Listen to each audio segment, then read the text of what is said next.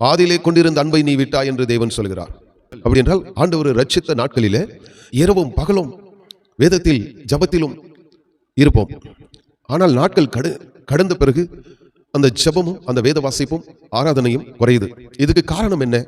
தேவன் மீது இருக்கிற அன்பு குறைவதனாலதான்.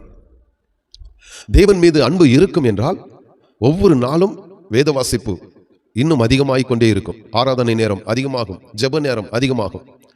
அன்பு குறைந்து விட்டால் ஜெப நேரமும் குறையும், ஆராதனை நேரமும் குறையும், வேத வாசிப்பும் குறையும். இதைதான் தேவன் சொல்கிறார் வெளிப்படுத்தல் விசேஷம் 2ஆம் அதிகாரம் 4வது வசனம். ஆதிலே நீ கொண்டிருந்த அன்பை விட்டாய், உன் பேரில் எனக்கு குறை உண்டு. ஆதிலே நீ கொண்டிருந்த அன்பை விட்டாய் என்று உன் பேரில் எனக்கு குறை உண்டு. ஹல்லேலூயா. நம் ஆதிலே கொண்டிருந்த அன்பு விடக்கூடாது. கொலோசியர் 3:14 இவைகள் எல்லாவற்றில் மேலும் பூரண சற்குணத்தின் கட்டாகிய அன்பை தரித்துக் கொள்ளுங்கள். ஹல்லேலூயா. அன்புக்கு இருக்கிற ஒரு வல்லமை வேற எதுக்குமே கிடையாதுங்க.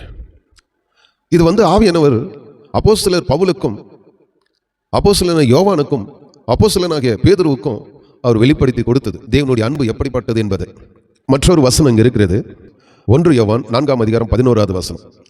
பிரியமானவர்களே, தேவன் இவ்விதமாய் நம்மிடத்தில் அன்பு கூர்ந்து இருக்க நாமும் ஒருவருக்கொருவர் அன்பு